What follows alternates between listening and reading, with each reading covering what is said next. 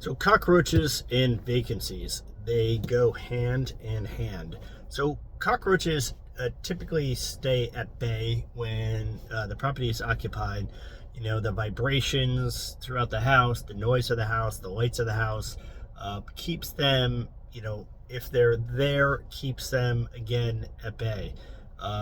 When a property goes vacant, however, it becomes very quiet. There's no vibrations, there's no movement, there's no lights.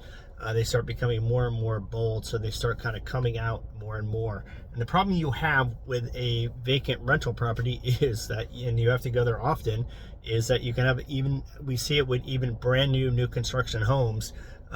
These cockroaches can come up through your sewer system, through your sewer pipe, and it's just very quiet, and it's a quick, easy journey up, and they're in the property, and that's just, that is just something that comes with properties, especially in inner city property.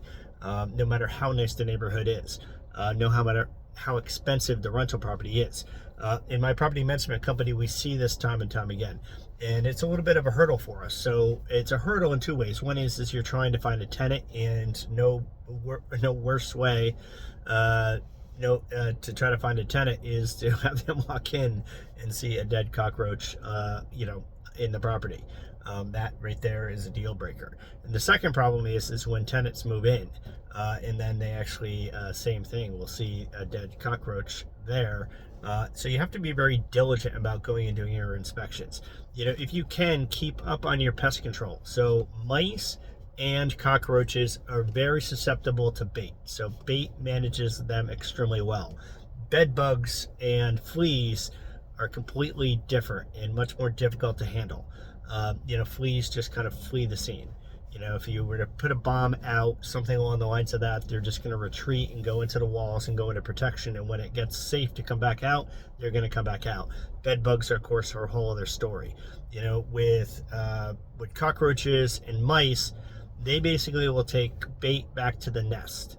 And where people fail and with those dealing with cockroaches and mice is they use bait, but they don't use enough of it.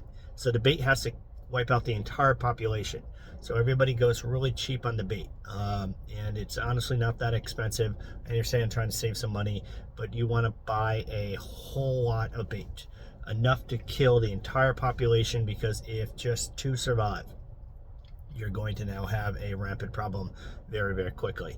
So if you can, I don't know if I would advocate about baiting once the property goes vacant, as much as if you can get in there and make sure that you actually have bait down before the existing tenants leave the rental property, because you want to actually take care of this problem long in advance before it gets vacant, and just be prepared for any tenants that move in, because they're going to be aghast. And they're just going to be very upset and distraught with the fact that they just moved into their new live space and are paying a whole lot of rent and have just paid you a whole lot of money up front for this rental property that has roaches, which may or may not really be the case once people move in and, the situation kind of resolves itself.